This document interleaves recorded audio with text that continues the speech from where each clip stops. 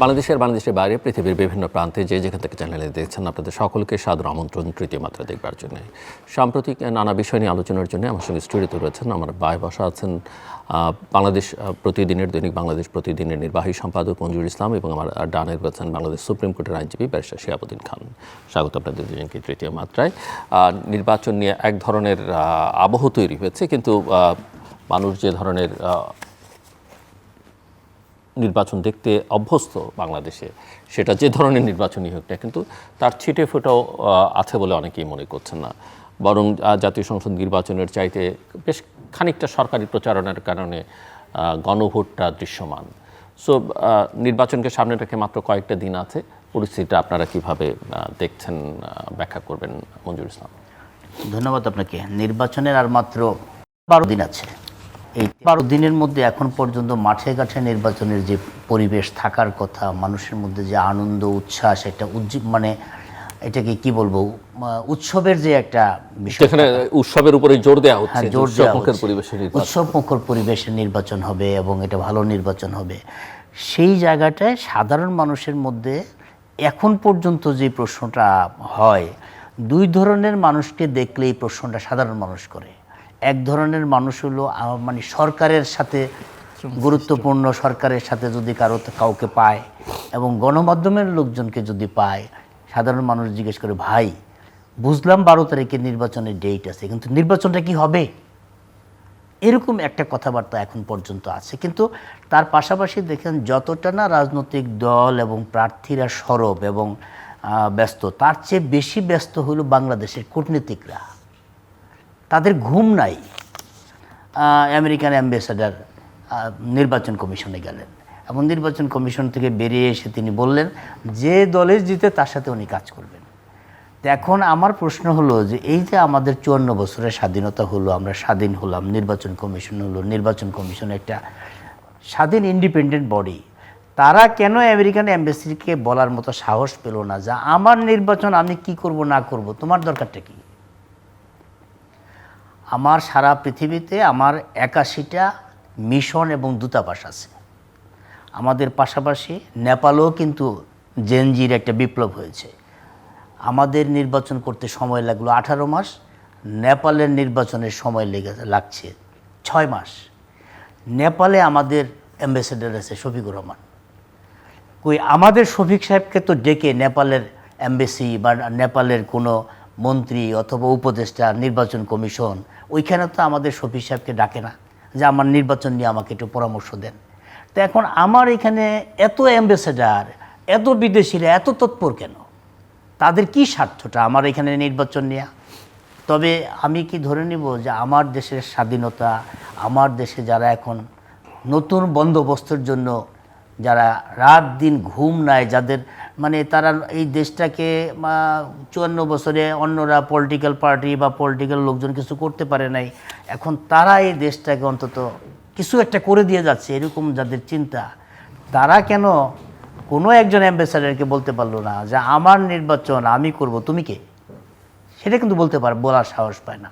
তার মানে কি? তার মানে হলো আমরা যারা এখন ক্ষমতায় আছি, অতীতেও যারা ক্ষমতায় ছিল রাজনীতিবিদ, শুধু যে সরকারের অবস্থাটা তা কিন্তু না, রাজনৈতিক দলের নেতারাও কিন্তু বিদেশিদের সাথে কথা বলতে পারলে খুব তৃপ্ত বোধ করে।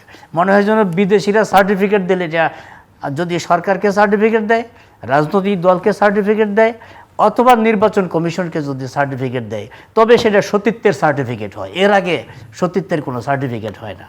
আমি ভালো মানুষ, আমি খুব ভালো কাজ করছি, আমি খুব ভালোভাবে নির্বাচন করছি, আমার দল খুব ভালো প্রস্তুতি আছে, আমি আচরণবিধি মেনে চলছি, আমি নির্বাচন কমিশন খুব ভালোভাবে নির্বাচন করার জন্য প্রস্তুতিতে, আমি সরকার খুব ভালোভাবে নির্বাচন করার প্রস্তুতি দিচ্ছি, আমার দেশের মানুষ বললে সেটা সার্টিফিকেট হয় না, বিদেশিরা বললে আমার সতীত্বের সার্টিফিকেট হয়। এটা অদ্ভুত দেশের মধ্যে আছি আমরা। এখন পর্যন্ত বিদেশিদের প্রেসক্রিপশন ছাড়া আমরা সোজা হতে পারলাম না। এখন এই নির্বাচনে কিন্তু তাই দেখা যাচ্ছে। প্রশ্নটা হচ্ছে বিদেশিরাদের ইন্টারেস্ট কেন আমার দেশ নিয়ে? আমার দেশের এমন কি মধু আছে যে বিদেশিদের ইন্টারেস্ট থাকতে হবে?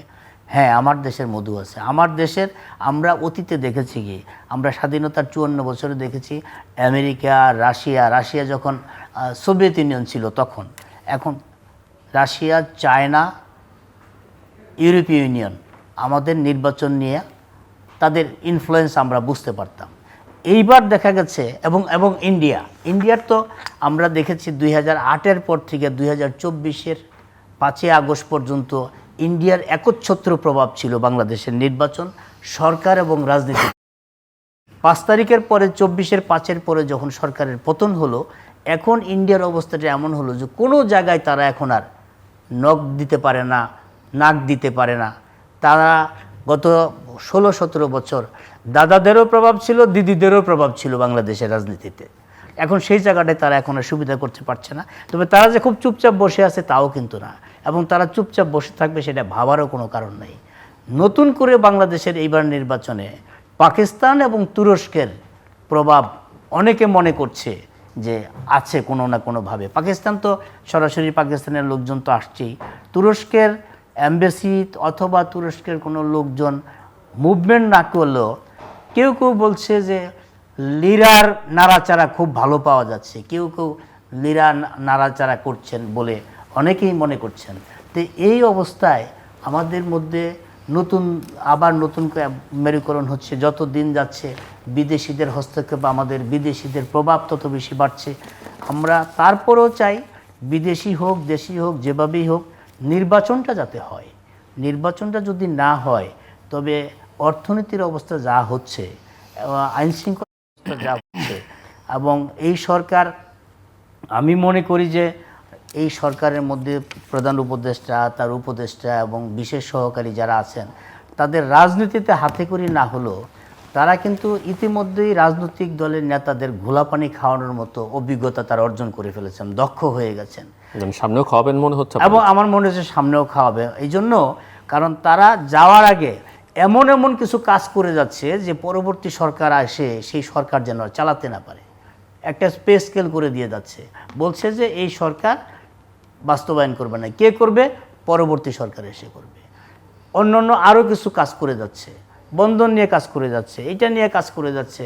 আবার দেখলাম যে ইয়ের সাথে, চায়নার সাথে ড্রোন নিয়ে একটা চুক্তি হলো, এবং পররাষ্ট্র উপদেষ্টা বলল যে কে কি ভাবলো না ভাবলো তাতে কিছু আসে যায় না। তার মানে এমন কিছু কাজ করে যাচ্ছে যে পরবর্তী গভর্নমেন্ট যাতে এসে শ্বাস প্রশ্বাস আর না নিতে পারে, তো যা করার তার উপর দিয়ে যাক। তো এখন আমরা এই অবস্থার মধ্যেও হলো যে একদম পরবর্তী সরকার 2 বছর চলবে না 3 বছর চলবে না 5 বছর চলবে, অর্থনৈতিক চাপ থাকবে না বিদেশি চাপ থাকবে, যা ইচ্ছা তাই থাকুক, নির্বাচনটা যাতে হোক। নির্বাচনটা হলে দেশের মানুষ মুক্তি পায়, দেশের মানুষ বাঁচতে চায়। এই অবস্থা আর চলে না, সবার পিঠ একদম দেয়ালে ঠেকে গেছে। যাদেরকে আমরা হায়ার করে আনলাম বিদেশে, আমার দেশে কোনো প্লেয়ার ছিল না, ম্যাক্সিমাম প্লেয়ার আমরা বিদেশ থেকে হায়ার করে আনছি। আমাদেরই লোক, তারা অন্য দেশে খেলতে গেছিল, আমরা আবার তাদেরকে দেশের মধ্যে হায়ার করে নিয়ে আসছি খেলার জন্য। তারা এমন খেলা খেলতেছে, কে ম্যারাডোনা, ওদিকে আবার ক্রিকেটও খেলে, ফুটবলও খেলে, আবার দেখি মধ্যে মধ্যে বাস্কেটবলও খেলে। এরকম একটা খেলাধুলার মধ্যে আমরা পড়ে গেছি আর কি। আপনি কি দেখছেন? আমি মঞ্জু ভাইয়ের সাথে তো একটা জায়গায় একমত যে নির্বাচনী যে আমেজের কথা বলি, বিশেষ করে জাতীয় নির্বাচনের আগে, এটা অনেকটাই পানসে। বাংলাদেশের যেই রাজনৈতিক সংকটটা ছিল, সামাজিক সংকটও যদি বলি, যেই বিগত 3-4টি নির্বাচনের যেই অবস্থা, অর্থাৎ মানুষ সরকার গঠনে তার মতামত প্রয়োগের, এবং আমরা তো আক্ষরিক অর্থে বলি যে গণতান্ত্রিক নর্মস বা গণতান্ত্রিক যে প্র্যাকটিস, সেখানে জনগণের একটা দিনই অধিকার প্রয়োগের আসলে ওই অর্থে সুযোগ থাকে।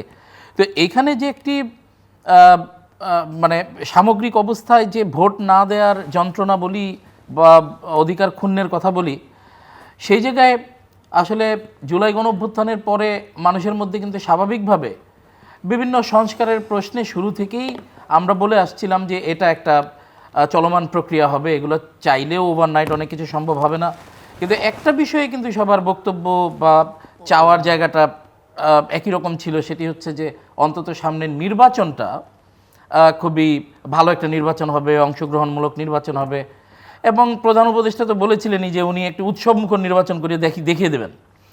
তো আমরা এখন পর্যন্ত উৎসবের সেই আমেজ দেখতে পাচ্ছি না, বরঞ্চ আমি আমার যদি ব্যক্তিগত অভিজ্ঞতা এবং চারপাশে বিভিন্ন মানুষের সাথে মেলামেশার মাধ্যমে যেটুকু আমি বুঝতে পারি, মানুষের মধ্যে নির্বাচন নিয়ে এক ধরনের সংশয় কাজ করছে। একটা তো আপনি সরকার গঠনকেন্দ্রিক বিষয়, মার্কার নির্বাচন, একই সাথে আবার গণভোটের যে প্রচারণা আমরা দেখতে পাচ্ছি, যদিও ইন্টারিম সরকারের পক্ষ থেকে তারা হ্যার প্রচারণা করছেন, এটা নিয়ে এক পক্ষের বিতর্ক আছে, আবার এটার পক্ষেও বিভিন্ন জন যুক্তি দেখাচ্ছেন। হ্যাঁ, আমরা যদি ধরেও নেই যে তারা সংস্কারের যেই কথা শুনিয়েছেন এবং সংস্কারের যেই প্রক্রিয়া তারা শুরু করেছিলেন, তারা হয়তো ওই স্পিডটাকে দেখাচ্ছেন যে আমরা তো সংস্কার করব এটার পক্ষে, এবং গণভোটে হ্যার মাধ্যমে আমরা সেটাকে এন্ডোর্স করছি। তারপরেও গণভোটে বাংলাদেশে যে ইতিপূর্বের ইতিহাস, সেগুলোও যদি মোটা দাগে বলি রাষ্ট্রীয় পৃষ্ঠপোষকতা ছিল, কিন্তু মূল সমস্যাটা হচ্ছে জনগণের মধ্যে এই গণভোটের যে মেসেজটা এখন পর্যন্ত পরিষ্কার না। একটা কথা তো সবাই বলেই যে এতগুলো প্রশ্ন, এর মধ্যে আমার একটা পছন্দ হবে আর একটা অপছন্দ হবে। আমি মনে করি এগুলো হচ্ছে বাতাসে যেই কথাগুলো হচ্ছে সেগুলোর থেকে পিক করে নিয়ে বিভিন্ন জন বিভিন্ন বলছে। কিন্তু আমি এইটুকু আমার চারপাশে বিভিন্ন শ্রেণী পেশার মানুষের সাথে বিভিন্ন সময় কথার সুযোগে আমি এইটুকু বুঝতে পারি যে আসলে গণভোটের মূল সাবজেক্ট ম্যাটারটাই মানুষের মধ্যে এখনও বোঝার জায়গায় ঘাটতি রয়েছে। অর্থাৎ গণভোটটা কী প্রক্রিয়ায় হচ্ছে, আসলে এই গণভোট হলে কি হবে, এটার আসলে প্রক্রিয়াটা কি হবে, বা এটা গণভোটে কি হ্যাঁ হলেই কি বাস্তবায়ন হবে বা কি বাস্তবায়ন হবে না, এই বিষয়গুলো নিয়ে কিন্তু মানুষের মধ্যে পরিচ্ছন্ন ধারণা নেই। আর মঞ্জু ভাই যেটা একটু আগে বলছিলেন যে এই যে বিভিন্ন খেলোয়াড়দের কথা, যে তারা রাজনীতিবিদদের ঘোল খাওয়ানো, আমি তো মনে করি যে এটার আরেকটা বড় উদাহরণ আমি দিতে পারি, সেটা হচ্ছে জুলাই আদেশ বাস্তবায়ন আদেশ এই সরকার একটা জারি করেছে, যেটার মধ্যে আমি একজন আইনজীবী হিসেবে আমি এটার মধ্যে অনেক লুফলস পাই। ওই যে আদেশটা যেটা দিয়েছে, এই আদেশ বাস্তবায়ন করতে গেলে শুধু ঘোলাপ পানিতে না, আমার মনে হয় আরও অনেক পানিতে এই রাজনীতিবিদদের পরবর্তী যে সংসদ তাদেরকে সেটার মধ্যে গিয়ে পড়তে হবে। হ্যাঁ, পরবর্তী সংসদ যদি এখানে কনসিকুয়েন্সগুলো কি হতে পারে, না ভোট যদি জয়যুক্ত হয় তাহলে তো এগুলো সব কবর হয়ে গেল, গতানুগতিক ব্যবস্থাপনায় পরবর্তী সরকার গঠন হবে, সংসদ পরিচালনা হবে। কিন্তু যদি হ্যাঁ ভোট যদি জয়যুক্ত হয়, এই জুলাই আদেশ বাস্তবায়নের যেই জুলাই সনদ বাস্তবায়নের যে আদেশ, সেইটাকে কিন্তু যদি কমপ্লাই করতে যায়, আমি একদম সুনিশ্চিতভাবে আমি সংসদের ভেতরে বাইরে রাজপথে আমি সংকট দেখতে পাচ্ছি। কারণ যেই প্রক্রিয়ার মাধ্যমে সেটা বাস্তবায়নের কথা বলা হয়েছে, এর মধ্যে আমি আইনগত অসঙ্গতি যদি বাদও দিই, অনেক সেলফ কন্ট্রাডিক্টরি বিষয় আছে, যেগুলো আমি মনে করি যে ওই সংসদ সেটা বাস্তবায়ন করতে গিয়ে হোঁচট তাদেরকে খেতেই হবে, এবং একে অন্যের সাথে রাজনৈতিক স্বার্থের দ্বন্দ্ব দেখা দিবে, এবং আপনি বিভিন্ন রাজনৈতিক দলের নিজস্ব ভাবনাগুলো বা তাদের রাজনৈতিক শক্তি বৃদ্ধির যে প্রক্রিয়াটাকে নিশ্চিত করতে গেলে একটা সাংঘর্ষিক অবস্থায় গিয়ে দাঁড়াবে। এখন যেই কথাটা শুরুতে বলছিলাম যে মানুষের মধ্যে নির্বাচন নিয়ে সংশয় বা এই মানে এদিক ওদিক ভাবনার কারণ আরও কিছু আমার কাছে মনে হয়েছে। আমি প্রায়শই, অনেকেই বলেন যে এখানে তো একটা ছোট দুর্ঘটনা ঘটলে পুলিশের রেসপন্স পাওয়া যাচ্ছে না। অনেকেই বলে থাকেন যে পুলিশের কিন্তু ওই আগের রেসপন্সটা নেই। এটা অনেকগুলো কারণ আছে। আমি অনেক আলোচনায় বলেছিলাম যে এই অন্তর্বর্তী সরকারের অন্যতম একটা কাজ ছিল, পুলিশকে নিষ্ক্রিয় মনে করা হয়। হ্যাঁ, এই সরকারের অন্যতম একটা কাজ ছিল শুরুর থেকে অন্যান্য সংস্কার যেটা যেদিকে যাক, যেই শক্তিগুলোকে শেখ হাসিনা ব্যবহার করে তার এই রাজনৈতিক দমন নিপীড়নগুলোকে নিশ্চিত করেছিলেন, অর্থাৎ এর মধ্যে পুলিশ বাহিনী অন্যতম, এদেরকে মোরালি স্ট্রং করে পেশাদার একটি বাহিনী হিসেবে গড়ে তোলার দিকে সংস্কারের প্রক্রিয়া নেওয়া, সেটা কিন্তু ফেল করেছে। পুলিশ নানা ধরনের কারণে, নানা রূপ কারণে তারা কিন্তু কিছুটা নিষ্ক্রিয়। এখানে তাদের মধ্যে মোরালিটি অনেক ক্ষেত্রে ডাউন হয়েছে, তাদের মধ্যে অনেক সংশয় রয়েছে। আপনি জানেন এর মধ্যে বিচার প্রক্রিয়া চলছে, এর মধ্যে তাদের হায়ারার্কিক্যালি অনেক বড় বড় অফিসার যারা ওই সময়ে জড়িত ছিলেন তাদেরকে শাস্তির আওতায় আনা হচ্ছে। আপনি এখনও যারা ইন সার্ভিস তাদের মধ্যে আপনি কারা দোসরের পক্ষে, কারা আওয়ামী ঘরানার, কে ছাত্রলীগ করতো, এগুলো নিয়ে কিন্তু এখনও আলাপ আলোচনা হচ্ছে। প্রতিনিয়ত আমরা নিউজ দেখতে পাচ্ছি এখনও ভালো অবস্থায় আছে দোসর হওয়ার পরেও বা সাবেক ছাত্রলীগ হওয়ার পরেও। এখন এটা তো একটা চেইন, পুলিশ বাহিনী একটা কমান্ডের মধ্যে চলে। প্রায়শই সবাই বলছেন যে এই যে এত বড় একটা যজ্ঞ নির্বাচনের, এত কেন্দ্র, পুলিশ কি আসলে সত্যিকার অর্থে, সেনাবাহিনী তো স্ট্রাইকিং ফোর্স হিসেবে কাজ করবে, সেনাবাহিনী কিন্তু পুলিশের ভূমিকা নিতে পারবে না।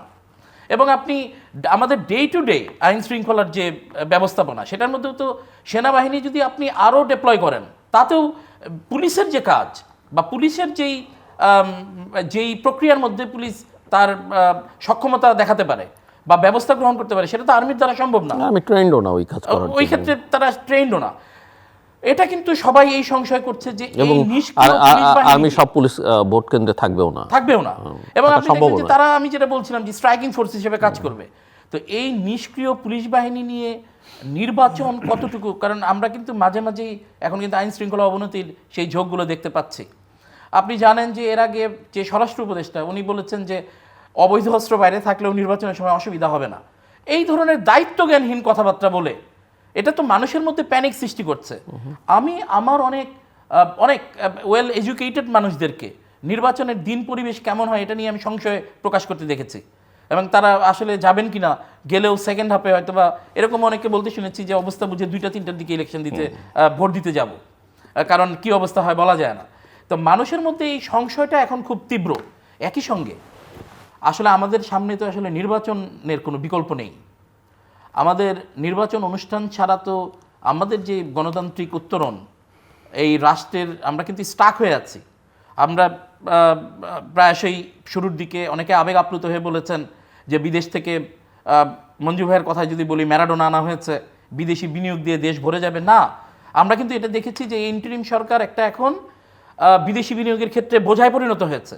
কারণ তাদের সময়ে কি অবস্থা হয়, পরবর্তীতে রাজনৈতিক অবস্থা কি দাঁড়ায়, এই বিষয়গুলো নিয়ে কিন্তু বিদেশি বিনিয়োগ এবং অন্যান্য অর্থনৈতিক ব্যবস্থাপনা কিন্তু একটি স্টাক অবস্থায়। তো ওই সমস্ত কিছু বিবেচনায় নিয়ে আমাদের যে নির্বাচনের কোনো বিকল্প নেই, আমার মনে হয় যে এই অল্প সময়ে এই নিষ্ক্রিয় পুলিশ বাহিনী বা অন্যান্য মেকানিজম এগুলোকে সচল করে নির্বাচনের বিষয়ে আসলে সংশয় থেকেই যাচ্ছে যে আমরা কিরকম নির্বাচন দেখতে ইসলাম যাচ্ছি। ব্যারিস্টার শিহাবের কথা সূত্র ধরেই প্রশ্ন হচ্ছে, নির্বাচনের প্রস্তুতি আসলে কি দেখেন? মানে সরকার, নির্বাচন কমিশন আয়োজনটা কি ঠিকঠাক মতো, মানে অন্যান্য সময় আমরা যেরকম দেখতাম সেটা দেখতে পাওয়া যাচ্ছে, নাকি সবটাই রেটরিকের মধ্যে আছে? এবং কেউ কেউ বলেন যে নির্বাচনের চাইতে সরকারের ফোকাস অন্যদিকে অনেক বেশি। একটা হচ্ছে দুই নির্বাচনের মধ্যে গণভোটের প্রতি তার আগ্রহ বেশি, আরেকটা হচ্ছে যে প্রতিদিন সরকার এমন সব সিদ্ধান্ত নিচ্ছে এখন, প্রতিদিনই একনেক মিটিংয়ে বলেন আর উপদেষ্টা পরিষদের বৈঠকে বলেন, নতুন নতুন প্রকল্প, নতুন নতুন সিদ্ধান্ত, নতুন নতুন নিয়োগ। এটা তো আসলে এই মাত্র নির্বাচন কয়েকদিন পরে এই সরকার এটা এগুলো করবার কথা না একটাও, কিন্তু তারা কিন্তু রেগুলার করছে এবং একটু মাত্রা বাড়িয়েও দিয়েছেন তারা করবার জন্য। এটা হচ্ছে কি, ধরেন সরকারের এখন যে কাজগুলো এই পর্যন্ত 18 মাসও যে কাজগুলো, 17 মাসও যে কাজগুলো করেছে, তারা আসলে সস্তা জনপ্রিয়তার দিকে ঝুঁকেছে বেশি, এবং সাস্টেনেবল কাজ কিন্তু খুব একটা করে নাই। তারা যতগুলো কাজ করেছে, তারা যেহেতু ইন্টেরিয়াম, সুতরাং সকল আইন কানুন, সকল বিধিবিধান যা করে গিয়েছে সেগুলোই ইন্টেরিয়াম। তারা জানে যে পরবর্তী গভর্নমেন্ট এসে এই ইন্টেরিয়াম এই সমস্ত কিছু রাখবে না, কারণ পরবর্তী গভর্নমেন্টের তো একটা দায় দায়িত্ব আছে, তাদের তো কোনো দায় দায়িত্ব নেই। আজকে আসছে, কালকে তারা চলে গেছে, জনগণের কাছে কোনো দায় দায়িত্ব নাই। আর গণভোট এবং এই জাতীয় সংসদ নির্বাচনের যেই স্পিরিটটা, এখন সরকারের উপদেষ্টারা, সরকারের দায়িত্ববানরা, এবং আমি যদি নাম ধরে বলি, সরকারের বিশেষ সহকারী প্রফেসর আলী রিয়াজ সাহেব, তো উনি নিজে হাবোটের পক্ষে ক্যাম্পিং করতেছেন। এখন প্রশ্ন যদি হয় যে সমস্ত উপদেষ্টা বলাই হয়েছে সরকারিভাবেই করছে, এবং আমি যদি প্রশ্ন করি যে আপনারা উপদেষ্টারা শুধু হাবোটের পক্ষে আছেন, কারণটা কি? এটা কি, এই দায় দায়িত্ব কি রাজনৈতিক দলের নাই? হাবোট দিতে হবে এবং জুলাই সনদ বাস্তবায়ন করতে হবে, এই দায় দায়িত্ব কি রাজনৈতিক দলের নাই? নিশ্চয়ই আছে। তো সেই ক্ষেত্রে আপনারা যখন কোনো ডিস্ট্রিক্টে যান বা কোনো মানে বিভাগীয় পর্যায়ে একটা হাবোর্ডের ক্যাম্পিং করতে যান, যেখানে আপনি বিভাগীয় কমিশনারকে ডাকেন, ডিআইজিকে ডাকেন, এসপিকে ডাকেন, ডিসিকে ডাকেন, সবাইকে নিয়ে যখন হাবোর্ডের পক্ষে ক্যাম্পিং করেন, সেইখানে কেন আপনি ওই এলাকার একজন বিএনপির নেতাকে ডাকেন না, সেই এলাকার একজন জামাতের নেতাকে ডাকেন না, এনসিপির নেতাকে ডাকেন না? একই মঞ্চে ডেকে যদি আপনি তাদেরকে দিয়ে, সবাইকে দিয়ে হাবোর্ডের পক্ষে যদি আপনি ক্যাম্পেইনটা করাতেন, তখন তো এইটার প্রতি রেসপন্সিবিলিটি এবং ফোকাসটা আরও বেশি হতো। যেহেতু আপনারা তাদেরকে ডাকেন না, তাতে মনে হচ্ছে যে হাবর যদি জয়যুক্ত না হয়, দায় দায়িত্ব এবং সকল কিছুর দায় দায়িত্ব এই সরকারের উপদেষ্টারা এবং এনসিপির উপর পড়বে। সে কারণে তারা পাগল হয়ে গেছে, যেভাবেই হোক হাবর জয়যুক্ত করতে হবে। এখন আমি যদি প্রশ্ন করি যে এই যে আপনারা টোটাল সরকারের মেকানিজম আপনারা হাবটের পক্ষে মানে নেমেছেন, এখন বাংলাদেশের মানুষের কি এইটা মানে বুঝতে খুব অসুবিধা হচ্ছে যে এখনই তো বলে দেওয়া যায় যে সরকারের মেকানিজম এবং সরকার প্রকাশ্য অপ্রকাশিত হাবটের পক্ষে নেমেছে, হাবট তো এমনি জয়যুক্ত হবে। হায়ের পক্ষে ব্যালট না থাকলেও, হায়ের পক্ষে যদি ব্যালট পেপারে নাও থাকে, তাও তো হায়ের পক্ষে ব্যালটের সংখ্যা বেড়ে যাবে। সরকার সেই জায়গাটায় করে গেছে, কারণ হাবট বিতর্কিত করে ফেলছে সরকার নিজেই, কারণ এটা দরকার ছিল না। মানুষের মধ্যে রাজনৈতিক দলগুলোকে নিয়ে যদি তারা এই কাজটা করতো হাবটের পক্ষে, প্রত্যেকটা রাজনৈতিক দল কিন্তু তাদের সাথে থেকে হাবটের পক্ষে কথা বলতো। সুতরাং এই জায়গাটা তারা বিতর্কিত করে ফেলছে, নির্বাচনের একটা পার্ট তারা বিতর্কিত করে ফেলেছে। এবং এই যে বিতর্কিত করতে যাওয়া, এই বিতর্কে করতে গিয়ে অন্য নির্বাচন মানে জাতীয় সংসদ নির্বাচনটাও যে তারা কোনোরকম ইনফ্লুয়েন্স করবে না, তার কোনো গ্যারান্টি আছে? তারা তো এখানে এসপির সাথে কি বলতেছে, ডিসির সাথে কি বলতেছে, পুলিশ কমিশনের সাথে কি বলতেছে, ডিআইজির সাথে কি বলতেছে, বিভাগীয় কমিশনের সাথে বসে বসে সার্কিট হাউসে কি বলতেছে, এটা তো আমরা জানি না। এটাও তো হতে পারে যে কারো না কারো পক্ষে কোনো আলোচনার প্ল্যাটফর্ম এইটা নেপথ্য কোনো কিছু বিষয়। আমি যদি দেশের নাগরিক হিসেবে এটা ভাবি, আমি তো ভাবতেই পারি। আমার ভাবনার মধ্যে তো আপনি কোনো ব্যারিকেড দিতে পারবেন না যে এটা আপনি ভাবতে পারবেন না। আমি তো ভাবতেই পারি যে আপনি এটার পিছনে কোনো ষড়যন্ত্র করতেছেন। আপনি ষড়যন্ত্র করছেন না, তার প্রমাণ হলো আপনি এস্টাবলিশ করতে পারছেন না। আমি এস্টাবলিশ করে দিচ্ছি যে আপনি ষড়যন্ত্র করছেন। ষড়যন্ত্র করছেন বলেই কোনো রাজনৈতিক দলের কোনো প্রতিনিধি আপনি রাখছেন না। রাজনৈতিক দলের প্রতিনিধি থাকলে সেটা ট্রান্সপারেন্ট হতো, সবাই জানতো যে একসাথে বসে আমরা সেই কাজটা করছি। আর ব্যারিস্টার শিহাব যেই কথা বলছেন যে পুলিশের যে পুলিশিংটা, আমরা 5 তারিখের পরে কি দেখলাম, 24-এর 5 তারিখের প্রতি দেখলাম পুলিশকে পাহারা দিচ্ছে আনসার, থানা পাহারা দিচ্ছে আনসার। সেই ট্রমা কিন্তু পুলিশ কাটিয়ে উঠতে পারে না। কারণ কি, একজন রিটায়ারমেন্টে চলে গেছেন, তাকে এনে ইন সার্ভিসে যিনি ছিলেন, যে আইজিপি ইন সার্ভিসে ছিলেন, যিনি টেকনাফ থেকে তেঁতুলিয়া সকল থানার ওসিকে চিনতেন, যিনি সকল এসপিকে চিনতেন, সকল ডিআইজিকে চিনতেন, তিনি দীর্ঘদিনই পুলিশের সার্ভিসে ছিলেন, তাকে আপনি বাদ দিয়ে যিনি রিটায়ারমেন্টে চলে গেছেন তাকে এনে আপনি আইজিপি করেছেন, যার সাথে রুট লেভেলের পুলিশের কোনো সম্পর্ক নাই। এখন পর্যন্ত সেই সম্পর্কটা তৈরি হয়েছে বলে আমি জানি না। এবং আমরা যদি আরেকটু গভীরে যাই এবং আরেকটু সূক্ষ্মভাবে চিন্তা করি, 2008-এর যে ম্যানিপুলেশনের নির্বাচন হয়েছে, তখন বর্তমান আইজি সাহেব কোথায় ছিলেন? তিনি তখন এসবির চিফ ছিলেন। আমি কি ধরে নিতে পারি যে এই যে আমাদের এখন স্বরাষ্ট্র উপদেষ্টা, 2008-এর নির্বাচনের সময় তো ওনার দায়িত্ব কে ছিল, উনি কোথায় ছিলেন? আমাদের এখন পররাষ্ট্র উপদেষ্টা, 2008-এর নির্বাচনের সময় উনি কোথায় ছিলেন? আমাদের আলী ইমাম মজুমদার 2008-এর নির্বাচনের সময় উনি কোথায় ছিলেন? তো এই যে 2008-এর নির্বাচনের সময় যেখানে ছিলেন, এই যে খেলোয়াড়গুলা এখন এই সরকারের মধ্যে আছে। 2008-এর নির্বাচন কি হয়েছিল? আগে কোন দল কত আসন পাবে সে সিদ্ধান্ত হয়েছিল, তারপরে নির্বাচন হয়েছিল। তা আমি একজন দেশের সাধারণ মানুষ, এবার কি সব কিছু আমি কিন্তু গন্ধ পাচ্ছি যে এখনো বোধহয় এই যে নির্বাচনের উৎসব শুরু হয় নাই, নির্বাচনের আমেজ শুরু হয় নাই, এইটার মূল কারণ বোধহয় টেবিলে ওয়ার্ক চলছে। এখনও তো বোধহয় কে কোন সিট পাবে সেটা ঠিক হয় নাই। ব্রিগেডিয়ার শাখাওয়াত সাহেব তখন ইলেকশন কমিশনে ছিলেন। ব্রিগেডিয়ার শাখাওয়াত সাহেবের নেতৃত্বের যে ইলেকশন কমিশন, সেই ইলেকশন কমিশনের বিএনপিকে ভাঙার চেষ্টা করা হয় নাই। সেইখানে কি বলে সাইফুর রহমানকে নিয়ে এবং মেজর হাফিজকে নিয়ে বিএনপির ভাগ করার চেষ্টা করা হয় নাই। আমি দায়িত্ব নিয়ে বলছি, আমি ব্যারিস্টার শাখাওয়াতকে প্রশ্ন করেছিলাম যে 2008-এর 28শে আগস্ট বেগম জিয়া যখন বলছিলেন যে আমাদের সেক্রেটারি জেনারেলকে যে আপনারা পাবেন 3টা, আমি পাবো 30টা। আমি এই নির্বাচনে যাব না। তো 30টার মধ্যে বেগম জিয়া 30টা পেয়েছিলেন, জামাত পেয়েছিল 2টা, একটা কম পেয়েছিল, এলডিপি একটা পেয়েছিল। আমি বললাম যে নির্বাচনের আগে বেগম জিয়া কীভাবে জানলেন যে উনি 30টা পাবেন? তো হিসাবটা মিলল কীভাবে? আপনারা কি করেছেন? ব্যারিস্টার সাখাওয়াত সাহেব আমার ব্রিগেডিয়ার। কোনো প্রশ্ন, ব্রিগেডিয়ার সাখাওয়াত সাহেব আমার কোনো প্রশ্ন করতে পারেননি, উত্তর দিতে পারেননি। এই যে টুলি, জেসমিন টুলি এখন নির্বাচন নিয়ে বিশেষজ্ঞ মতামত দেন, তখনকার কমিশনার না তখন তো অ্যাডিশনাল সেক্রেটারি, অ্যাডিশনাল সেক্রেটারি নির্বাচন কমিশন। আমি তখন নির্বাচন কমিশনের বিট কভার করেছি, আমি রিপোর্টার তখন। ব্যারিস্টার আর এটিএম শামসুল হুদার তখন চিফ ছিলেন, সোহেল হোসেন তখন কমিশনার ছিলেন। আমি আমার চোখের সামনে সব নির্বাচনের প্রস্তুতিটা, আমরা সারাদিন ইলেকশন কমিশনের ওই বিল্ডিংটার মধ্যে থাকতাম। সন্ধ্যার দিকে শামসুল হুদা সাহেব নেমে আসতেন, আমাদের কিছু ব্রিফটি করতেন, চলে যেতেন। কিন্তু আমরা অনেক কিছু তখন দেখতাম। কিন্তু আমার প্রশ্নটা হলো যে এই যে নির্বাচনের সিমটম, 2008-এর নির্বাচনের সিমটমের সাথে এই নির্বাচনের সিমটম আমি খুব গন্ধ পাচ্ছি। আমার তো মনে হচ্ছে কে কত সিট পাবে এটা এখনো ঠিক হয় নাই।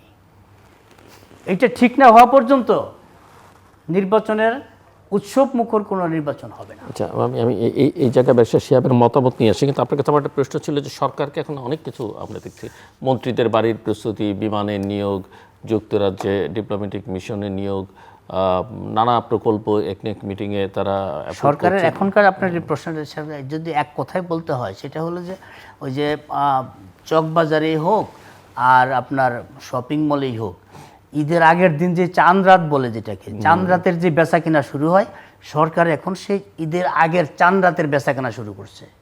যা যা করা দরকার খুব দ্রুত সময়ের মধ্যে করে দিয়ে যায়। যদি থাকা যায় তবে তো ভালো, যদি না থাকা যায় চাঁদ রাতের ব্যবসাটা করে নিলাম। ব্যারিস্টার শিহাব।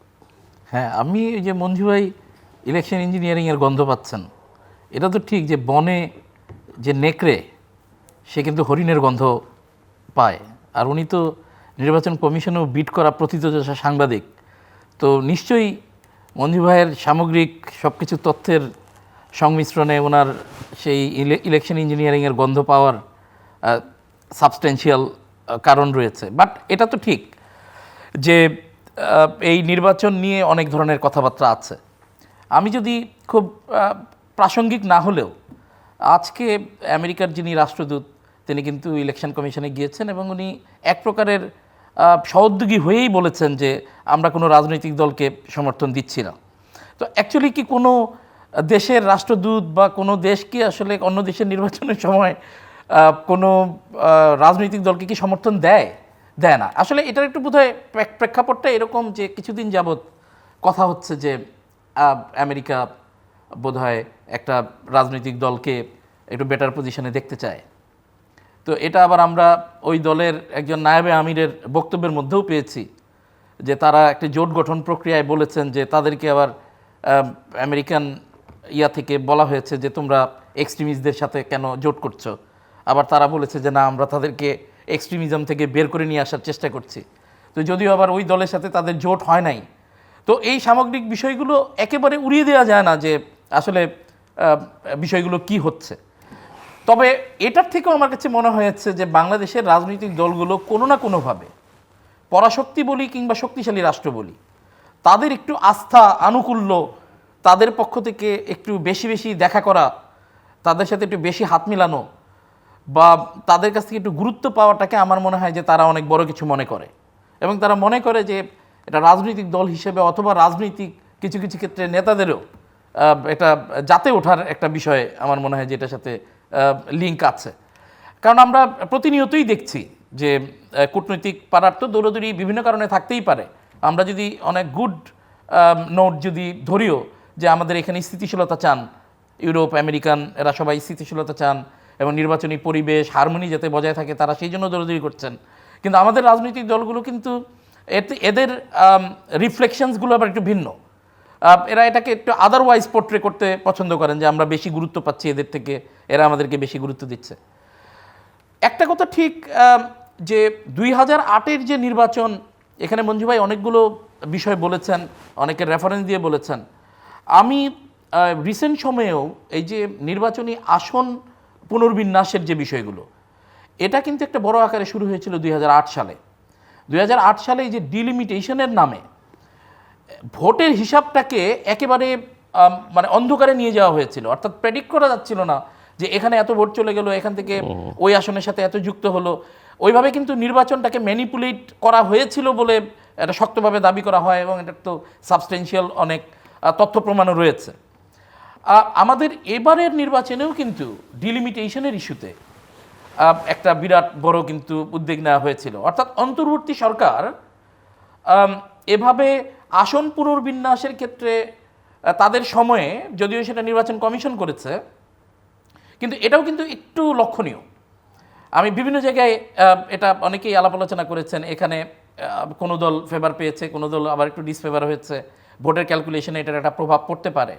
অর্থাৎ সামগ্রিকভাবে এই ধারণাটা বা এই সম্ভাবনাটা উড়িয়ে দেওয়া যায় না যে কোনো মহল কোনোভাবে কোনো শক্তির সঙ্গে, এর সাথে তো অবশ্যই রাজনৈতিক শক্তিগুলোর সংযোগ থাকতে পারেই, কিন্তু আমি বিশ্বাস করতে চাই বা আমার আশাবাদ থাকবে যে আমরা 2008-এর নির্বাচনে যে ইঞ্জিনিয়ারিংয়ের যেই বিষয়গুলো বলা হয়েছিল সেটা কোনোভাবে না আসুক।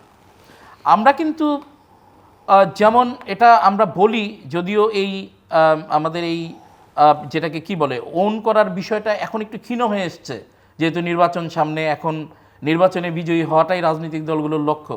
কিন্তু আমরা কিন্তু এই ফ্যাসিস্ট সরকারের পতনে, অর্থাৎ জুলাইয়ের আন্দোলন সফল হওয়ার মোমেন্টটা কিন্তু এত সহজ ছিল না। আপনি যাই বলেন, আজকে রাজনৈতিক দলগুলোর যেই অবস্থানই তারা দেখাক, যেই স্বার্থপরতাই তারা বিভিন্নভাবে দেখাক, ওই সময়টাই কিন্তু রাজনৈতিক দলের সমস্ত পর্যায়ের নেতাকর্মীরাও কিন্তু একটি প্রত্যাশা কিন্তু করেছিল যে না, আমাদের দেশে সুষ্ঠু রাজনৈতিক ব্যবস্থা পুনঃপ্রবর্তন প্রয়োজন, নির্বাচনী ব্যবস্থাটা অন্তত একটি সুন্দর শেপে আসুক, এবং এখানে আসলে মানুষের মতামত প্রাধান্য পাক। এখানে যেইভাবে অবৈধ প্রক্রিয়ায়, যেইভাবে ক্ষমতা দেখিয়ে কিংবা বিভিন্ন অসৎ পন্থায় এগুলোকে ম্যানিপুলেট করা হয়েছে, ওই প্রক্রিয়াগুলো আর চালু না থাকুক। আমার ব্যক্তিগত আশাবাদ, এবং আমি এটা প্রত্যাশাও করব যে এই ধরনের কোনো বিষয় যদি বাংলাদেশের এই নির্বাচন মাত্র 12-13 দিন বাকি যদি আবার ঘটে, এবং সেটা যদি বাংলাদেশের রাজনীতির আবার উত্তপ্ত হওয়ার একটি কারণ হয়, তাহলে কিন্তু আমাদের আসলে দুঃখ করবার জায়গার কথা আমি বলছি না। আমার মনে হয় যে আমাদের যে ফাইট ব্যাক করার মানসিকতা আমি বলবো সমগ্র জাতির তৈরি হয়েছে, বা ওই জুলাই জনাকাঙ্ক্ষা থেকে তৈরি হয়েছিল, আমার মনে হয় যে ওখান থেকে আমরা অনেকটা পিছিয়ে যাব, এবং সেই পিছিয়ে যাওয়াটা আমরা পূর্বের যে কোনো সময়ের থেকে আরও বেশি ধ্বংসাত্মক এবং আরও বেশি ক্ষতিকর হতে পারে। এই ক্ষেত্রে আমি মনে করি যে একটি নির্বাচন, দেখেন আমরা যদিও পৃথিবীর বিভিন্ন দেশের, ইভেন আমেরিকার নির্বাচনেও আমরা বিজয়ী হওয়ার জন্য বিভিন্ন কৌশল অবলম্বন করতে দেখি, আমরা বিভিন্ন নির্বাচনে ম্যানিপুলেশনেরও অভিযোগ আছে, কিন্তু মোটা দাগে ওদের নির্বাচনী ব্যবস্থাটা গ্রহণযোগ্য ব্যবস্থা। সেটা কিন্তু ভারতের ক্ষেত্রেও আপনি দেখেন, বিজেপি বারে বারে আসছে, কিন্তু এটা কিন্তু কংগ্রেস বা অন্যান্য দল বলতে পারছে না যে না, এটা সম্পূর্ণ ম্যানিপুলেটেড হয়ে বিজেপি আসছে। এটা রাজনৈতিক পরিস্থিতি হয়তো বা বিজেপিকে ক্ষমতায় আনছে, বা ওই একটা মেরুকরণ তৈরি হয়েছে। কিন্তু রাজনীতিবিদদের যদি এই কমিটমেন্টটা না থাকে যে একটি নির্বাচনে সিট কম পেলে কী হবে, বা আমরা যদি কোনো কারণে ক্ষমতায় না আসি তো কি হবে, আমরা জাতির জন্য আসলে মোটা দাগে কী করতে পারি। যদিও এই কথাগুলো হয়তো বা দর্শকরা যারা শুনবেন, এর মধ্যে যারা অনেকে রাজনীতি করেন, খুব নৈতিক কথার মানদণ্ডে এটিকে হয়তো বা হাসি দিয়ে উড়িয়ে দিতে পারেন, কিন্তু আমাদের কি এটার কোনো বিকল্প আছে যে যদি রাজনৈতিক দলগুলোর এই কমিটমেন্ট তৈরি না হয় যে গণতান্ত্রিক রাষ্ট্র ব্যবস্থাপনায় নির্বাচন হবে সুষ্ঠু, জনগণ যাদেরকে বেছে নেবে তারাই রাষ্ট্র ক্ষমতায় আসবে, কোনো নির্বাচনে যদি আমরা ক্ষমতায় না আসতে পারি, পরবর্তী নির্বাচনের জন্য আমরা প্রস্তুতি নিব, জনমানুষের যেই সমর্থন আদায়ের চেষ্টা করব, এই যে সভ্য চিন্তাটা, গণতান্ত্রিক ব্যবস্থাপনায় যেই নিয়মতান্ত্রিক চিন্তাটা, আমার মনে হয় এই স্পিরিটটা রাজনৈতিক দলগুলোকে এই যত ধরনের আমরা ইঞ্জিনিয়ারিংয়ের সম্ভাবনার কথা বলি, এগুলোর থেকে নিবৃত করবার আমি মনে করি যে একমাত্র মেডিসিন। এছাড়া তো যদি চেয়ারই হয় লক্ষ্য, ক্ষমতাই হয় লক্ষ্য, তাহলে অনেক কিছুর পুনরাবৃত্তি ঘটতে পারে এবং ক্ষতির পুনরাবৃত্তিও হতে পারে দ্বিগুণ বা তার থেকে বেশি। মঞ্জুর ইসলাম, আপনি কি মনে করেন কিনা ভোটাররা যদি শেষ পর্যন্ত 12 তারিখ পর্যন্ত আমরা মোটামুটি ভালোভাবে যেতে পারি, ভোটাররা ভোট কেন্দ্রে যেতে সাহস করবে নির্ভয় নির্বিঘ্নে? বিশেষ করে মাইনরিটি কমিউনিটিস, তাদের অনেক কনসার্ন আছে। আমি গত কয়েকদিন ধরে তাদের সঙ্গে কথা বলেছি। হিন্দু, বৌদ্ধ, খ্রিস্টান, আমাদের পাহাড়ি জনগোষ্ঠী বা ক্ষুদ্র বা নৃতাত্ত্বিক জনগোষ্ঠী, আদিবাসী উপজাতি যাই বলেন না কেন, কিংবা লৈঙ্গিক বৈচিত্র্যের যারা, তারা কি আপনি মনে করছেন, কারণ তাদের কনসার্ন যেটা, তারা ভোট দিতে গেলেও তারা বিপদ দেখছেন, না দিতে গেলেও তারা, হ্যাঁ, তাদের মধ্যে এই কনসার্নটা আছে, কারণ তারা আস্থা রাখতে মানে তাদের আস্থাটা তো জাগিয়ে তোলা, তারা আস্থা রাখতে পারছে না, তারা কি করবে? কারণ নির্বাচনের যেই আমরা এই পর্যন্ত 54 বছরে যে প্রতিযোগিতা দেখলাম, হয় আওয়ামী লীগ না হয় বিএনপি, বিএনপির মানে দল গঠন হওয়ার আগ পর্যন্ত হয় আওয়ামী লীগ না হয় বিএনপি, না হয় বিএনপি না হয় জাতীয় পার্টি, এরকমই তো মেরুকরণ ছিল। কিন্তু সেই মেরুকরণের জায়গাটায় এসে যখন এরকম একটা বিষয় দাঁড়িয়েছে যে এখন তো জামাত ইসলামীর পক্ষ থেকে মাইনরিটি প্রার্থীও আছে, তো কোনো জায়গায় এই জায়গাটা তারা সেফ মনে করে, আবার কোনো জায়গায় তারা শঙ্কিত হয়ে যাচ্ছে যে আমরা কি করব, কি করা যায়, এই বিষয়টা আছে। তবে ভোটার উপস্থিতি ধরেন নির্বাচনের সময় প্রার্থীর উপর ডিপেন্ড করে, প্রার্থীদের কর্মীদের উপর ডিপেন্ড করে যে কি পরিমাণ প্রার্থী তারা মানে ভোটার তারা আনতে পারবে বাড়ি বাড়ি গিয়ে। বিশেষ করে মহিলা এবং নতুন ভোটার, এটা একটা বড় ফ্যাক্টর হবে। প্রবাসীদের ভোটারের তো একটা বিষয় তো আছেই, তারা তো অলরেডি ভোটিংয়ে পার্টিসিপেট করছে। নতুন ভোটার এবং আপনার মহিলা ভোটার, এই নারী ভোটার যদি বাড়ি বাড়ি গিয়ে না আনতে পারে, কর্মীরা যদি অ্যাক্টিভ না থাকে, সেই জায়গাটায় কিন্তু ভোটারের সংখ্যাটা কমে যেতে পারে। আর আওয়ামী লীগের যেই ভোট, যদিও এখনও আওয়ামী লীগ ভোট দিবে কি দিবে না তাদের দলীয়ভাবে কোনো সিদ্ধান্ত এখন পর্যন্ত দেয় নাই, নানাভাবে এখন ইন্ডিয়া থেকে কি ইনস্ট্রাকশন আছে এখন পর্যন্ত তো ক্লিয়ার হয় নাই। যদি তারা ভোটটা না দেয় অথবা ভোট দিতে না যায়, তখন এই ভোটের পার্সেন্টেজে তো একটা বিষয় থাকবে, টার্ন আউটের একটা বিষয় থাকবে। আমি এই জায়গাটায় আমি মনে করি যে প্রত্যেকটা রাজনৈতিক দলের যেখানে প্রার্থী হয়েছেন, স্বতন্ত্রও অনেকে হয়েছেন, বাড়ি বাড়ি থেকে প্রত্যেককে মোবিলাইজ করে কেন্দ্রে আনাটাই হলো এখন প্রার্থীদের এবং তাদের সমর্থকদের বড় দায়িত্ব। আমি বেস্টার শিহাবের সাথে একটা জায়গায় একটু মানে আমি করতে চাই, সেটা হলো যে বেস্টার শিহাব বলেছেন যে এই যে বিপ্লবের যে আজকে হতাশার যে কারণটা, হতাশ হয়ে যাচ্ছি আমরা সবাই, এই হতাশার জন্য যদি আপনার রেসপন্সিবল হয়, আমি রেসপন্সিবল যদি হয় যে হতাশ কেন হলাম আমরা, এর জন্য আমি বলবো যে প্রফেসর ইউনূস এবং বিপ্লবীরা এর জন্য দায়ী। যে আমরা এই যে জুলাই বিপ্লবের পরে আমরা হতাশ হয়ে গেলাম, যে আমরা চিন্তা করছিলাম একটা বিশাল কিছু হবে, এই জেনজি আন্দোলন, এই তরুণরা আমাদেরকে একটা বিশাল কিছু দিবে, সেই জায়গাটায় আমরা হতাশ হলাম কেন আজকে? প্রফেসর ইউনূস করলেন কি? তারা রাস্তায় ছিলেন, এই তরুণরা রাস্তায় ছিলেন একটা চাকরির জন্য, চাকরির দাবিতে, বৈষম্য মুক্ত চাকরির দাবিতে তারা ছিলেন। প্রফেসর ইউনূস তাদেরকে চাকরি দেওয়ার কথা বলে তাদেরকে মন্ত্রী বানাই দিল, তাদের তো প্রাপ্তির চেয়ে তারা অনেক বেশি পেয়ে গেল। এবং যদি তাদেরকে মন্ত্রী না বানানো হতো, যদি তারা ক্ষমতায় না থাকতো, যদি তারা একটা প্রেশার গ্রুপ হিসাবে থাকতো, রাজনৈতিক দল যদি না করতো, যদি একটা প্রেশার গ্রুপ থাকতো যে রাজনৈতিক দল কি করতেছে, সরকার কি করতেছে, তারা যদি রেফারির ভূমিকা পালন করতো, মিডিয়েটরের ভূমিকা পালন করতো, যে না রাজনৈতিক দল এই আচরণ বিধি লঙ্ঘন করতে পারবে না, এই সরকার তুমি এটা করতে পারবে না, যদি তারা এই কাজটা করতো, আজকে ধরেন আমরা বলছি যে আমরা অনেক কিছু হচ্ছে দেখছি, কিন্তু কোথাও যাওয়ার জায়গা নাই, তখন কিন্তু তাদের কাছে যাওয়া যেত যে ভাই আমি এই অন্যায়ের শিকার হচ্ছি, পুলিশ আমার মামলা নিচ্ছে না, পুলিশ আমার বিরুদ্ধে আমার এই অভিযোগের ব্যাপারে কোনো কিছু করছে না, আমি আদালতে ন্যায় বিচার পাচ্ছি না, আমি অমুক জায়গায় এই হেনস্থার শিকার হচ্ছি, ভাই একটু দেখেন। ওইখান থেকে যদি বলা হতো এই পুলিশ, এই আইজিপি সাহেব, এই ভদ্রলোক তো আমাদের এখানে আসছে, উনি ন্যায় বিচার পাচ্ছে না, তখন কিন্তু আইজিপি সাহেব ওই যে প্রেশার গ্রুপকে গুরুত্ব দিতেন, এই অ্যাডভাইজারদের গুরুত্ব দিতেন, এই ক্ষমতার লোভে তাদেরকে লোভী বানিয়ে তাদেরকেও শেষ করলো। আমাদের যে দেশবাসীর যে প্রত্যাশার জায়গাটা ছিল যে একটা নতুন কিছু হবে, বাংলাদেশ নতুন বন্দোবস্ত হবে, আমাদের প্রত্যাশার জায়গাটা একদম খান খান করে দিল। কিন্তু এটা আবার রিকভারি কখন হবে? আবার রিকভারি হওয়ার সম্ভাবনা তখনই এই বিপ্লবের বিরুদ্ধে যদি আবার কখনো প্রতি বিপ্লব হয়। সবসময় আমরা দেখেছি যে যখন আর্থকুইক হয় তখন একটা আফটার শক হয়। আমাদের এই আফটার শক, এই বিপ্লবের পরে কোনো আফটার শক হয় নাই। এবং আমি কনফার্ম, আমি বিশ্বাস করি যতক্ষণ পর্যন্ত আফটার শক না হবে, যতক্ষণ পর্যন্ত আরেকটা প্রতি বিপ্লব না হবে, ততক্ষণ পর্যন্ত আমাদের এই প্রত্যাশার জায়গাটা পূরণ হবে না। আমরা বারবার এরকম হতাশ হব।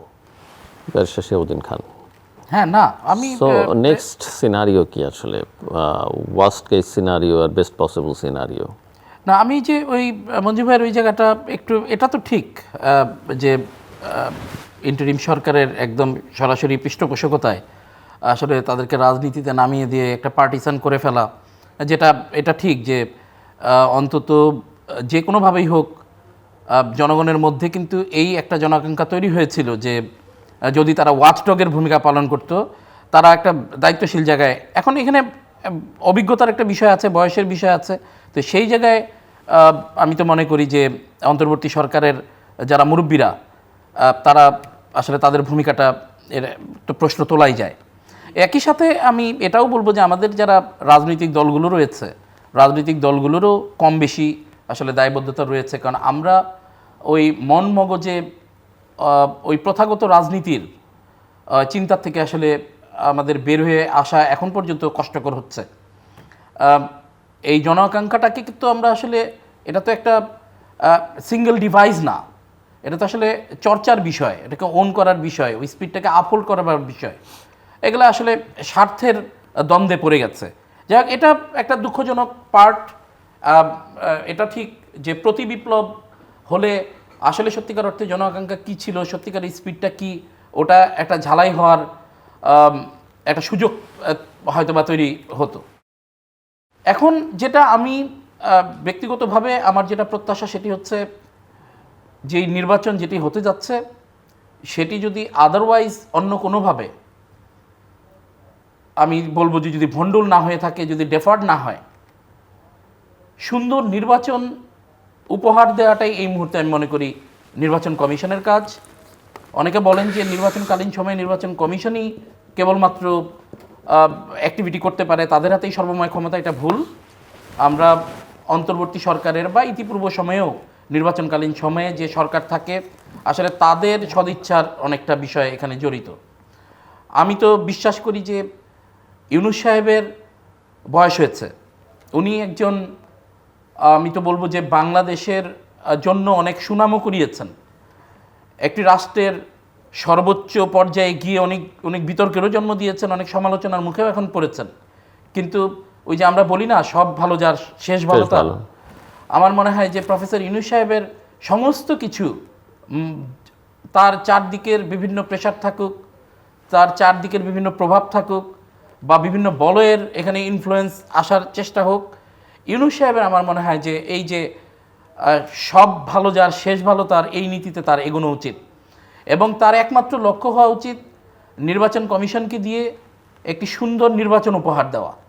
এবং আমি মনে করি আমরা যত দুর্ভাবনার মধ্যেই থাকি, আমাদের যত হৃদয় ভাঙার মতো পরিস্থিতি আসলে উদ্ভব হোক না কেন, যদি একটি সুন্দর নির্বাচন অন্তত সম্পন্ন হয়, যেটার মধ্যে মোটা দাগে আসলে ওইভাবে বিতর্ক যদি না থাকে, আমি মনে করি যে বাংলাদেশের গণতান্ত্রিক যেই ব্যবস্থার যে আমরা পুনর্বহাল বা পুনর্প্রবর্তনের কথা বলছি, সেই দিকে আমরা হাঁটতে পারবো। নতুবা যেটা হবে, আজকে যদি নির্বাচন কোনো কারণে ডেফার হয় বা বিতর্কিত নির্বাচন হয়, আমি মনে করি এই সমস্ত যে প্রক্রিয়াটি, অর্থাৎ আমরা এই যে 1.5 বছর যাবৎ যেটি দেখে আসছি, এটি এই রাষ্ট্র ব্যবস্থার জন্য একটি বিস্ফোরা হয়ে দাঁড়াবে। এবং আপনি তখন দেখবেন এই সংঘর্ষটা, আমরা যদি এটা সিভিল ওয়ার ওই টোনে নাও বলি, এই সংঘর্ষটা বহুমাত্রিক হবে। আমরা তো জুলাই গণঅভ্যুত্থানের একটা পর্যায়ে ফেসিস্ট আওয়ামী রিজিমের সাথে এক প্রকারের বলতে রাষ্ট্রের অন্য অংশকে দেখেছি, অর্থাৎ সবাই মিলে। কিন্তু এই ফাইটটা কিন্তু আপনি বহুমাত্রিক হতে পারে, এবং এই বহুমাত্রিক ফাইট হলে যেটা হবে, আমাদের ভূরাজনীতির বিভিন্ন ক্যালকুলেশনে বাংলাদেশ রাষ্ট্রকে বেইস বানানোর, বাংলাদেশ রাষ্ট্রকে হাব বানানোর যেই বিভিন্ন কথাবার্তা অ্যানালাইসিসগুলো আমরা শুনি, সেগুলোর অনেক কিছু সত্যে রূপান্তর হওয়ার সম্ভাবনা আমি দেখতে পাচ্ছি। এবং আমি মনে করি যে একমাত্র শান্তিপূর্ণ, এবং যদি একেবারে সম্পূর্ণ নাও হয়, আইডিয়াল না হলো, মোটা দাগে একটা স্যাটিসফ্যাক্টরি নির্বাচন আমার মনে হয় বাংলাদেশকে এই পর্যায়ে বাঁচিয়ে দিতে পারে। মঞ্জুর ইসলাম। হ্যাঁ, আমিও একমত। আমাদের প্রত্যাশাটা কি? আমাদের প্রত্যাশা হলো যে এই জুলাই বিপ্লবে মানে আমরা প্রত্যাশা তো একটা জিনিস, আমি আপনার কাছে যেটা শেয়ারের কাছে জানতে চাইছিলাম, বেস্ট পসিবল সিনারিওকে দেখেন আগামী দিনগুলোতে নির্বাচনকে সামনে রেখে, আগে পরে, আর ওয়ার্স্ট পসিবল কি, বেস্ট পসিবল সিনারিওটা হলো যে আমি যদি এটা দেখতে পেতাম যে একটা শান্তিপূর্ণ নির্বাচন যেটা হয়েছে, শিয়া বললেন, মানুষ দল বেঁধে ভোট দিতে যাচ্ছে, যেই দল বিজয়ী হয়েছে সেই দল রাষ্ট্র ক্ষমতায় আছে, যারা বিজয়ী হতে পারে নাই তারা বিজয়ী দলকে ফুলের মালা দিয়ে বরণ করেছে। প্রফেসর ইউনূস সবাইকে নিয়ে নতুন রাষ্ট্র ক্ষমতায়, যারা নতুন সরকার গঠন হয়েছে তাদের হাতে ক্ষমতা দিয়ে তিনি সব জাতির একদম পূর্ণ মর্যাদা নিয়ে তিনি যদি তার পারিষদ নিয়ে সেফ এক্সিট করতে পারতেন, এটা হলো আমার সবচেয়ে বেশি প্রত্যাশার জায়গা। এবং এইটা আমি চাই ব্যক্তিগতভাবে যে ওনার পারিষদ নিয়ে সেফ এক্সিটে যাক, সসম্মানে যাক, দেশের মধ্যে একটা গণতান্ত্রিক ব্যবস্থা প্রবর্তন হোক, দেশের মানুষ 16-17 বছর ভোট দিতে পারে নাই, সেই ভোট দেওয়ার প্র্যাকটিসটা হোক, এবং যারা ক্ষমতায় আসবেন, যেই দলে ক্ষমতায় আসুন, তারা যেন সহনশীলভাবে সবাইকে নিয়ে একটি রাষ্ট্র গঠন করার জন্য চেষ্টা করেন। এবং জুলাইয়ে যারা প্রাণ হারিয়েছেন, যারা শহীদ হয়েছেন, যারা অঙ্গ হারিয়েছেন, যারা এখন হাসপাতালে কাতরাচ্ছেন, তাদের যে ত্যাগ, সেই ত্যাগের যেন বিনিময়ে এই রাষ্ট্র পায়, রাষ্ট্র বিনির্মাণের ক্ষেত্রে যেন পায়, সেই জায়গাটায় আমি দেখতে চাই। এটা দেখতে পারলে একজন দেশের সাধারণ নাগরিক হিসাবে আমি খুব তৃপ্ত থাকব। ওয়ার্স্ট পসিবল সিনারি হলো যদি তারা সেফ এক্সিট না পায়, এবং যদি এমন কিছু তারা করে যে সেফ এক্সিট পাবে না, তখন সেটা প্রতিবিপ্লব, যেটা আমি বলেছি, সেটার সম্ভাবনাও আছে। এমনিতে যে পলিটিক্যাল পার্টিগুলো নির্বাচনে প্রতিদ্বন্দ্বিতা করছে, তারা কি জনগণকে খুব একটা আশ্বস্ত উদ্দীপ্ত করতে পারছে? আমি জানি না তাদের এখনো পর্যন্ত ম্যানিফেস্টো আপনারা না, এখন পর্যন্ত তারা ম্যানিফেস্টো দেয় নাই। তবে এখন পর্যন্ত 31 দফা তো আমরা পেলাম। জামাত ইসলামেরও তাদের আমরা কিছু দেখলাম যে কিছু পলিসি ইস্যুস তারা ব্রিফ করছে।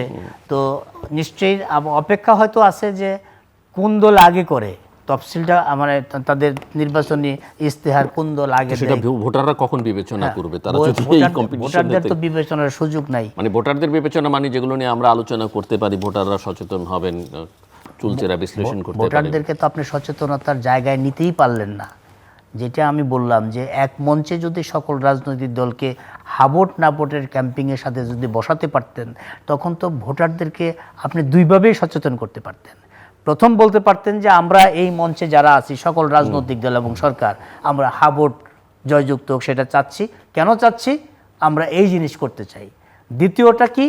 আমরা একটা সুষ্ঠু ভোট চাই। জনগণ সুষ্ঠুভাবে, শান্তিপূর্ণভাবে একটা নির্বাচন করবে, জনগণ তাদের ভোটাধিকার প্রয়োগ করবে। সেই কাজটা যদি সরকার নিজে দায়িত্ব নিয়ে করতে পারতো, তখন এই জায়গাটায় ক্লিয়ার হতো। কিন্তু সেই কাজটা আমার মনে হয় সময় এখনো একটা অল্প কিছুদিন আছে নির্বাচনের। আমার মনে হয় সময়টা একেবারে শেষ হয়ে যায়নি। আমরা রাজনৈতিক দলগুলোর মধ্যে কিছু আমরা মানে ভাবনার উদয় হয় বা সুন্দর কিছুর ভাবনা দেখায়, এরকম কিছু প্রস্তাবনা, কিছু কথাবার্তা আমরা পেয়েছি। বিশেষ করে বাংলাদেশ জাতীয়তাবাদী দল বিএনপির পক্ষ থেকে কিছু পরিকল্পনার কথা বলা হচ্ছে, কিছু জনগণের কল্যাণে কিছু ভূমিকা রাখার কথা বলা হচ্ছে। এগুলো আশা জাগানিয়া, কিন্তু আমি মনে করি যে এটার কমিউনিকেশনসগুলো বা এই সেন্ট্রিক চিন্তাগুলো একটু জনগণের মধ্যে এই গণভোট, মার্কার ভোট, এগুলো নিয়ে একটু হচপচ তৈরি হয়েছে। তবে আমি মনে করি আমরা যে সুষ্ঠু এবং সুন্দর নির্বাচনের কথা বলছি, এখানে রাজনৈতিক দলগুলোর একটা গুরুত্বপূর্ণ ভূমিকা রাখবার আছে। সেটি হচ্ছে, আমরা নিষ্ক্রিয় পুলিশ বাহিনীর কথা বলছি, অন্যান্য নির্বাচনী ব্যবস্থাপনায় গলদ বা তারা কুলিয়ে উঠতে পারবে কিনা এগুলো নিয়ে বলছি। এগুলো যদি রাজনৈতিক দলগুলো যদি কমিটমেন্ট দেখাতে পারে, এবং আমি মনে করি যে এই জায়গায় সুন্দর নির্বাচন উপহার দেওয়ার জন্য এই যে যারা ফ্রন্টলাইনের রাজনৈতিক দলগুলোর আছেন তারাও তো একত্রে বসতে পারেন, কিন্তু তারা এটা বাস্তবায়নের জন্য যে হোয়াটএভার আমরা আমাদের নির্বাচন করছি, প্রতিযোগিতা থাকবে, কিন্তু আমরা নির্বাচনী পরিবেশটা ঠিক রাখবার জন্য একটা, কিন্তু এটা একটা পৃথিবীর মধ্যে একটা রোল মডেলও হতে পারে এই ধরনের একটা উদ্যোগ। এবং আমি মনে করি যে বড় দলগুলোর এই উদ্যোগ নেওয়া উচিত যে অন্তত নির্বাচনকালীন সময়ে শান্তি শৃঙ্খলা এবং নির্বাচনে কারচুপি এবং নির্বাচনী কেন্দ্রে যে ভয় ভীতি এগুলো দূর করবার জন্য বা এগুলো সংবরণ করবার জন্য রাজনৈতিক দলগুলোর মধ্যে, আমি এটা বলছি সত্যিকারের কমিটমেন্টের কথা। আর যদি কমিটমেন্ট না থাকে, এই প্রথাগত যে প্রতিযোগিতা সেটা থাকে, তাহলে তো সেটা অনেক ক্ষেত্রে কেন্দ্র দখলের পর্যায়ে আমাদেরকে ওই সমস্ত জায়গা দেখতে হবে, কেন্দ্র পুড়িয়ে ফেলার মতো জায়গাও দেখতে হবে। আরেকটি বিষয় আছে এই জায়গায় হচ্ছে একটু নিরাশার কথা, সেটি হচ্ছে যদি রাজনৈতিক দলগুলো, যেমন এখন আমরা সমস্ত রাজনৈতিক দলগুলোই কিন্তু আওয়ামী লীগের যে রিজার্ভ ভোট সেগুলো কিভাবে আদায় করা যায় এটার প্রতিযোগিতায় ব্যস্ত দেখতে পাচ্ছি। অর্থাৎ তাদের গোলটা হচ্ছে এখন নির্বাচনী সমর্থন এবং বিজয়ী হওয়া, সেটাই তো স্বাভাবিক। সেটাই কিন্তু যেটা আমরা বলি যে everything is fair in politics, love and war, এই ওয়ার, এটার আমি মনে করি যে আগলি ফেসটা যাতে আমাদের রাজনৈতিক দলগুলোর দ্বারা না হয়, সেটাই আমার প্রত্যাশা। দর্শক অনুষ্ঠানের শেষ প্রান্তে আমরা সামাজিক যোগাযোগ মাধ্যম ফেসবুক, এক্স এবং ইউটিউবে তৃতীয় মাত্রা লাইভ স্ট্রিম হচ্ছে, আপনি দেখতে পারেন। টেলিভিশনের পর্দায় দেখতে না পারলে যে কোনো সময় যে কোনো স্থান থেকে ইউটিউবে তৃতীয় মাত্রা চ্যানেলটি সাবস্ক্রাইব করে এই পর্ব বা পুরনো পর্বগুলো আপনারা দেখতে পারেন। ব্যারিস্টার শিহাবুদ্দিন খান এবং ব্যারিস্টার মঞ্জুরুল ইসলাম, অসংখ্য ধন্যবাদ এই আলোচনা অংশ নেওয়ার জন্য।